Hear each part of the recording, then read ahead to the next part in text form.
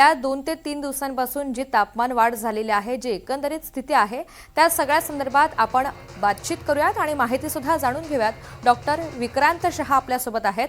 विक्रांतजी नमस्कार. एनडीटीव्ही मराठीवर आपलं स्वागत आहे. एकंदरीतच या प्रचंड उकाड्यामुळे लोकांना नेमका काय त्रास जाणवतोय, काय तक्रारी आहेत?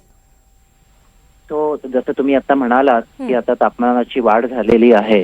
सो तापमानाची वाढ ज्याला आपण हीट वेव्ह म्हणतो, त्याच्यामुळे बरेचसे त्रास आपल्या बॉडीवर होऊ शकतात. So basically temperature suddenly rise झाल्यामुळे डिहायड्रेशन होतं. सो डिहायड्रेशनमुळे आपल्या शरीरात मेंदूपासून किडनीपासून ते पूर्ण शरीराला त्याचा त्रास होऊ शकतो. त्यामुळे पाणी भरपूर पिणं गरजेचं आहे.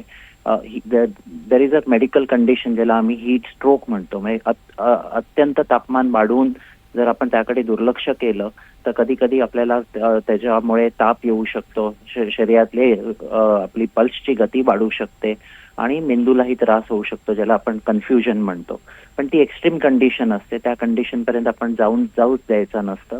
सो छत्रीचा वापर करणे, सुती कपडे घालणे आणि रेग्युलरली पाण्याचं सेवन करणे किंवा हायड्रेशन, नुसतं पाणी जर आपल्याला तेवढं पिवत नसेल तर सिंपल गोष्टी जसं नारळ पाणी, लिंबू सरबत या गोष्टी आपण घेऊ शकतो. आजकाल इलेक्ट्रोलाइटचे सॅशेज मिळतात. इलेक्ट्रोलाइट म्हणजे क्षार. सो अति टेम्परेचरमुळे शरीरातले क्षार लॉस होतात. जर खूप घाम आला आपल्याला तर क्षारचा लॉस होतो. मग त्यामध्ये सोडियम, पोटॅशियम क्लोराईड हे क्षार असतात आणि त्याचा अभाव झाल्यामुळे पण शरीरात त्याचे अपाय जाणवू शकतात. किडनीवर कधी कधी प्रेशर येतं, युरिनचं आउटपुट कमी होतं आणि त्यामुळे पण खूप सारे कॉम्प्लिकेशन्स होऊ शकतात डिहायड्रेशनमुळे. सो त्यामुळे बेसिकली इम्पॉर्टंट की त्या हीटला ओव्हरकम करायला आपण जी काय प्रिकॉशन्स घेणं गरजेचं आहे ते घेऊ शकतो आपण. नेचर जे आहे ते आहे, पण त्याच्या अगेन्स्ट आपण कसं लढू शकतो हे आपण सगळ्यांनी ठरवणं गरजेचं असतं. हो डॉक्टर, आणखी एक महत्त्वाचं यामध्ये कॉमन तक्रार असते ती डोकेदुखीची.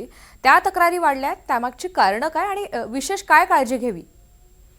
तो डोकेदुखीचं म्हणजे जसं आपण म्हणालो हीट वेव्ह येते आणि टेम्परेचर वाढल्यामुळे डिहायड्रेशन होतं. डिहायड्रेशन झाल्यामुळे शरीरातल्या ज्या सगळ्या पेशी असतात त्या पेशीला ऑक्सिजनचा पुरवठा कमी होतो आणि त्याच्यामुळे जे चेंजेस होतात त्यामुळे डोकंदुखी, अंगदुखी, confusion, memory lapses, lack of concentration ह्या सगळ्या गोष्टी आपण बघतो.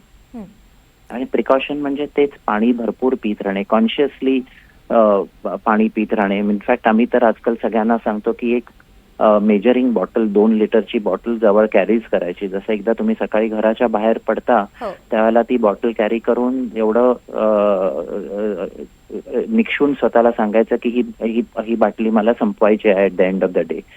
आणि मग रात्री आपण घरी आल्यावर, संध्याकाळी घरी आल्यानंतर पाणी पितच असतो. वर्क प्लेसला आठवणीने मध्ये मध्ये पाण्याचं सेवन करत राहणे आणि शक्यतो जर अत्यंत गरजेचं नसेल त्याला पीक ऑफ हीट जी असते दुपारच्या वेळेला 2 ते 4च्या दरम्यान, त्यावेळेला बाहेर जाणं टाळणं. जर शक्य नसेल टाळणं तर मग जसं मी म्हणालो तसं छत्रीचा वापर केला तर बरं पडेल. त्यानंतर तसं सिंपल कॉटन कपडे, सुती कपडे घातलं तरी सुद्धा हीट डेसिपेट होते, म्हणजे ती जी हीट असते ती म्हणजे एकंदरीतच मदत होते. त्यामुळे अनेक पर्याय आहेत आणि या सगळ्या संदर्भात डॉक्टर आपण सविस्तर माहिती दिली आणि मार्गदर्शन सुद्धा केलं.